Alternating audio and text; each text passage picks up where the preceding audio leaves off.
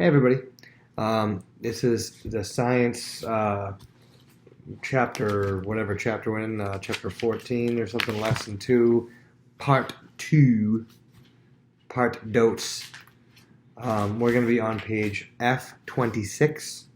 Let me first recap Newton's first, second, and third laws. Newton's first law. An object at rest will remain at rest. An object in motion will remain in motion in a straight line on a constant speed, as long as there are no other forces acting on it. So eventually it's going to keep doing what it's doing unless some force acts on it. Inertia is how you summarize it. Newton's second law is acceleration equals force divided by mass, meaning if you exert a force on an object and you divide it by the mass of that object, you'll be able to find out the acceleration that you made on that object. Newton's third law is for every action is an equal and opposite reaction, meaning when you apply an action of force to something, it applies that same amount of force back on you. Now we're going to be talking about work, which is related to these laws of motion, but F26. Let me blow a nose. So work is...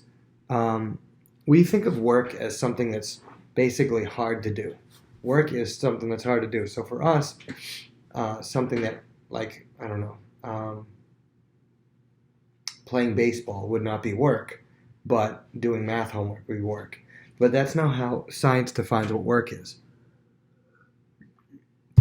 Science defines work as using a force to move an object a certain distance. So in order to do work, you have to move an object from one place to another. For instance, this is work.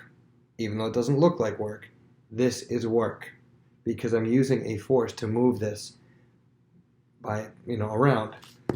If I were to pick up this table, the picking up of the table would be work. But the thing is, as soon as I stop moving, if I just hold it still above my head, that is no longer work, because work is using a force to hold an object and to move an object. So the equation for work is W equals F times D. W equals F times D.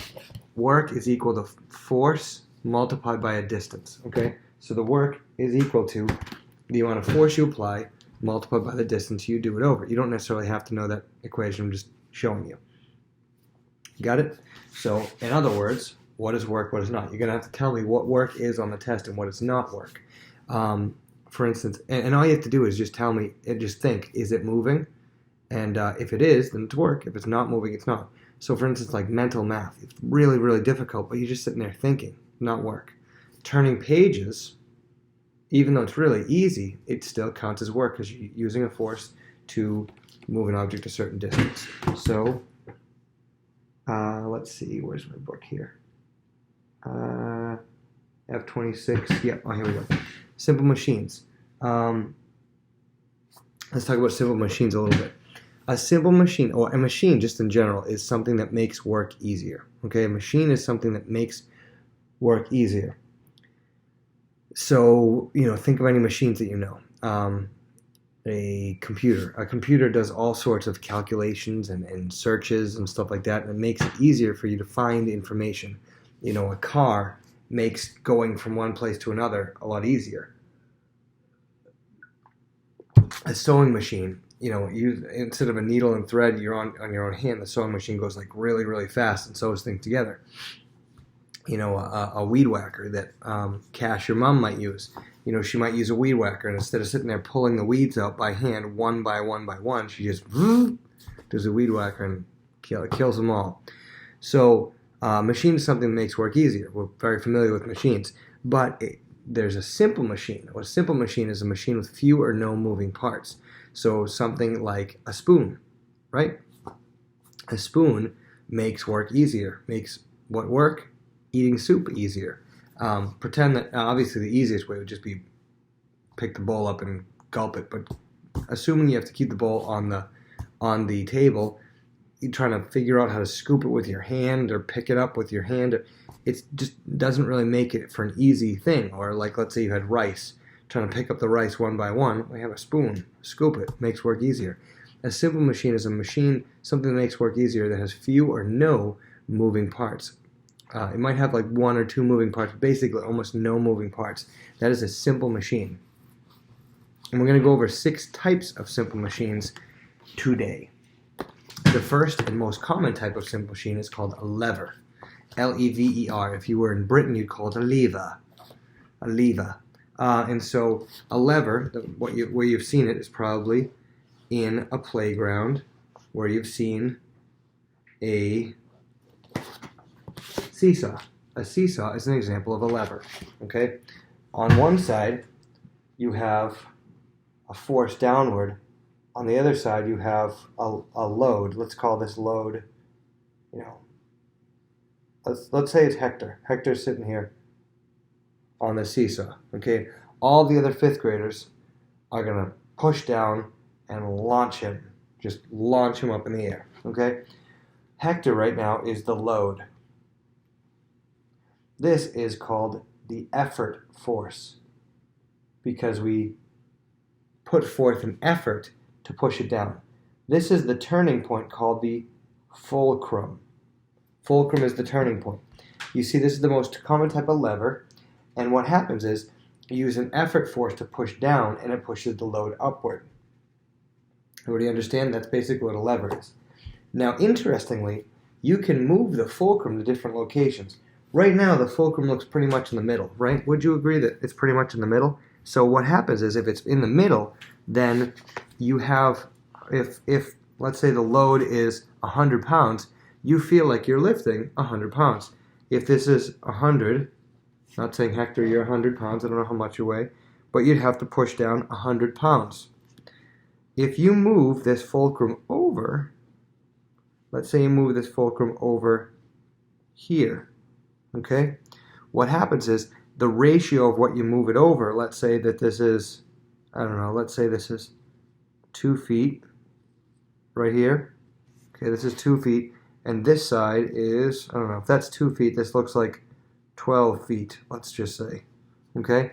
If this side's 2 feet, this side's 12 feet on the other. That means that you have 6 times the length of the board on this side than this side. That means that you have 6 times as powerful. Like, if you weighed 100 pounds, you'd do 100 divided by 6. That's about, 18, 17. You don't have to push 17 pounds to be able to lift 100 pounds worth. But let's do the opposite. Let's put the fulcrum all the way over on the other side.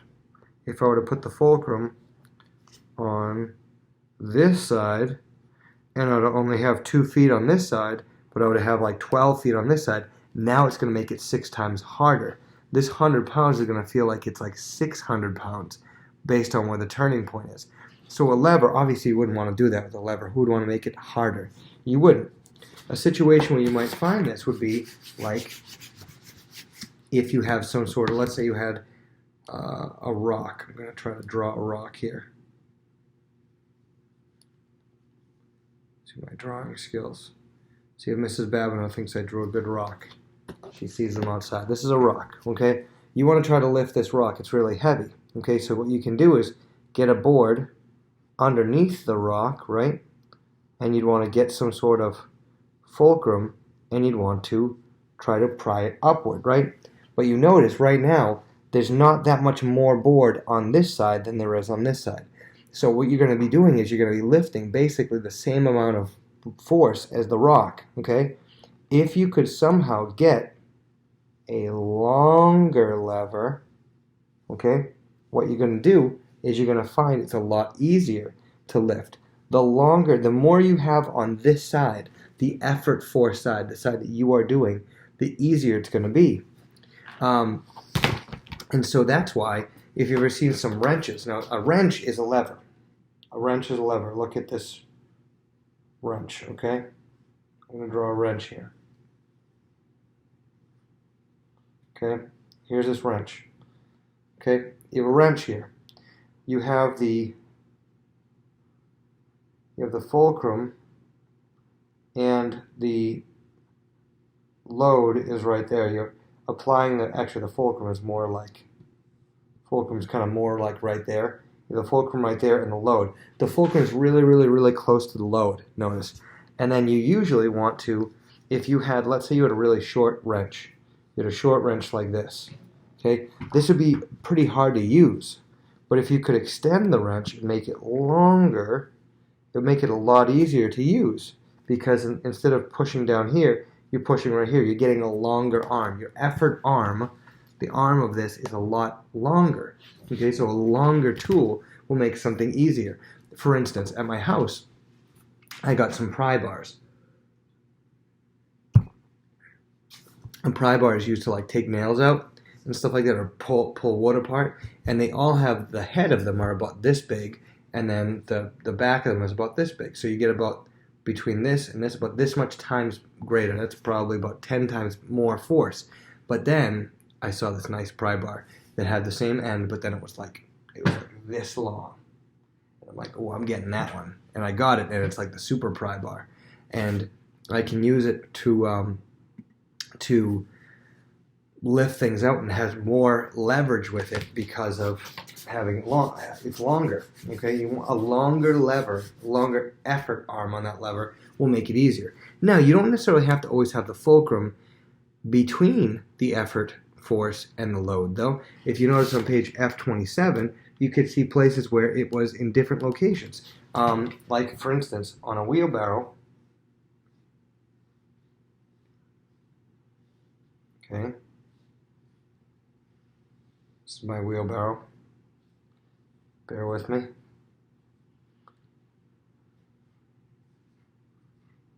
Okay, here in the wheelbarrow, by the way, it's not a wheelbarrow, it's a wheelbarrow. Where does the load go? Obviously, the load goes in here, whatever you're hauling. The fulcrum is the turning point. The fulcrum is this. The fulcrum is the wheel. And so the effort force is on the arms, upward. You push the arms upward to lift the load. So in this time, the fulcrum is at the end, the load's in the middle, and here. Now, the thing about this is that makes it so that you actually have a decent amount of weight. You have you're feeling a lot of the weight. It doesn't necessarily make it easier, but it makes it easier to, it doesn't necessarily make it easier to lift. It makes it a little easier to lift, but it's more that it's able to roll smoothly rather than pick the whole thing up, right? So we showed on the seesaw, you have the fulcrum, the turning point in the middle. We just saw it with a wheelbarrow. You have the load in the middle, and let's say baseball bat. Instead of drawing, I'm going to show you. With a baseball bat, pretend this is my baseball bat. You're going to have the load is where? The load is is the force being applied to some object. It's on the baseball, right? The end of the baseball bat is the load, okay? You are applying that force to that baseball, okay? The load is now at the end. The fulcrum, the turning, the effort force is where your hands are. Your hands are applying that effort force here. Where's the turning point? The turning point is in your hips. Okay, your hips turn to swing the bat. And so here we have the first example, the seesaw. We have the fulcrum, turning point in the middle. The second example, we have the load in the middle. The third example, the effort force is in the middle, right? And the turning point and the load are at the end in baseball. Okay, so those are all levers. Those are examples of levers, and they can be in any order.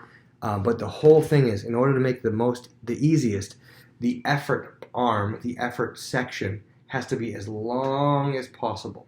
Okay, think of the seesaw, think of the wrench or whatever. It has to be as long as possible. So you have an effort arm and a resistance arm. The resistance arm is the part that's lifting up the object, the heavy object, and the effort arm is what you are doing. So that's a lever. We get levers. Let's move to a wheel and axle. A wheel and axle is basically, you can think of it like if you had, it has like an axle that turns things, okay? It's turning something, and it has some sort of wheel on the outside that is turning it. Okay, it's a really bad version of a wheel. Okay? Like a steering wheel is a wheel and axle, okay? what happens is this is very small across. Okay, this little axle that we have here is very small. So if you were to try to turn it, it would be like really hard to turn it because it's really tight, hard to get a grip on. But when you add this wheel, it makes it easier. It gives you something to grip. But also, each of these places, the radius of this wheel is basically a lever. If you think of each of these things, these are levers, and they bring it outward. So with that, the larger the wheel is, this is basically like your effort arm with the lever. This is basically like your effort arm. The bigger the wheel is, the easier it's going to be. However big the wheel is, bigger than the actual axle that you're turning. Think of steering a car. You have a steering wheel right here, but the steering column, if next time you go in the car, you look, behind the steering wheel is a steering column. It goes down to the wheels, and the steering column is a pipe that goes like this, and you have it come up to the steering wheel. The steering wheel just makes it so that if you had the pipe, it would be really hard to steer your car like that. But the wheel is like a lot easier. And the bigger the wheel is, the easier it is to do it. Think about, a bus. If you've ever seen a bus driver, bus drivers drive like this. Okay, a bus driver has this big wheel that they're able to turn with because the axle for a bus takes more force. Or a ship's captain of old ships, newer ships, they have this little wheel, but older ships have this big, huge wheel because the rudder takes a lot of force. And so it takes a lot of force in order to turn the wheel with that axle. Think of a doorknob. A doorknob is a wheel and axle. A doorknob has a larger place to put your hand because it's just creating that larger leverage, because going farther away from that. If you had the doorknob in the classroom, think of the doorknob in the classroom. It's a perfect example. Okay, I'm going to draw the doorknob of the classroom. Okay, kind of comes like this, goes right here. Okay. Whoa. Doorknob of the classroom looks like this, right? So inside here is the axle. Inside this place is the axle that turns. Here is where you usually push downward to open the door in our classroom, right? Notice this distance from here to here, okay? This is like the effort arm. It's long away because what happens is as you turn, you're creating basically a big circle. A much wider circle than this individual circle in here. This is the individual circle of the column. You're creating a much wider circle. Let's say theoretically we extended this and made a really huge doorknob. Okay, a ridiculously huge doorknob. Okay, if you had this ridiculously huge doorknob and turned it like this, okay, it'd be even easier. You'd be like, blink, and like barely touch it, and it'd be so easy to open the door. Now that's not necessary because it's not like the door is that hard to open as it is, but the bigger you make it, just like a lever, the easier it is. That's a wheel and axle. You can also think of wheel and axle like on a windlass, like one of those wells that you use. You have a wheel and axle that brings it up. The next one is called a pulley. A pulley looks like this. Okay, it's kind of like a rope that goes up.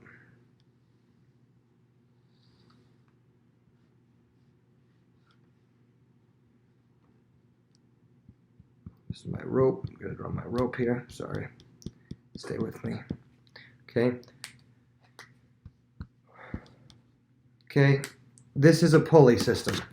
You have a rope that kind of comes up over. This is a pulley right on here. Okay, this part's a pulley, and it comes down, and you see it lifts up on that weight right there. And so we have a situation where the 50 pounds is going to be lifted up like this, and you pull down. You're the one pulling down on this side. Now, let me tell you about it. A one pulley system is interesting because if the weight is 50 pounds on the other side, what you're doing is how much you're pulling is actually 50 pounds. Doesn't matter where the pulley is, up or down. You're pulling 50 pounds. So you might say, wait a minute, I thought the whole point of these simple machines is to make work easier. If you're pulling the lever, instead of pulling 100 pounds, you're pushing down at 10 pounds or something. How can a pulley be productive if you're still pulling up the same amount of weight? Well, because a machine can make work easier in two different ways. It can either change the amount of weight that you need, or it can change the direction of the force. Oh, I'm frozen now. Hopefully I get unfrozen soon. Stay with me. It can change the amount of force needed or the direction of the force. You see, it's difficult to lift that box upward. But if you have a rope and lifting it upward, you have to pull downward. And downward is a lot easier than pulling something downward. It just uses different muscles, a lot easier than pulling something upward.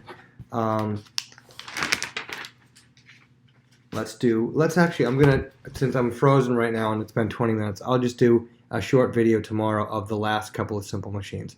All right, see ya.